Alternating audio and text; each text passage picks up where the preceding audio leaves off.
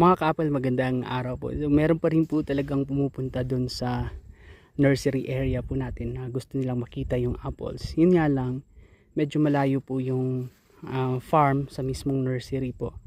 And hindi ka pa po ganun ka-accessible yung farm to market road dito kasi rough road pa po, ginagawa pa po yung daanan. And then meron tayong lalakarin na mga nasa around 700 meters po yata or mahigit na paakyat.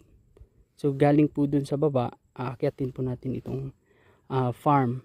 And so ngayon meron pa namang bunga pa ilan-ilan. Itong mga 27 po ito. Yung iba is nahinog na and yung iba naman is nawawala dito sa farm. Kaya ang ginawa po natin is nag-fence. Yun nga lang, kapag gugustuhin po talaga nilang kunin yung mga bunga, pwede po kasi every hapon umuwi po yung ating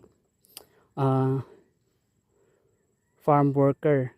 And ngayon meron tayong na-install na pwede nating makita kung sino po yung gumagalaw ng ating farm produce po dito.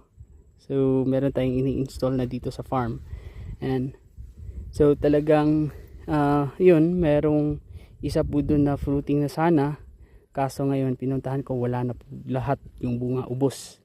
And so ito po yung Wambugu variety ng apple na recommended ko po kahit sa mga lowland areas.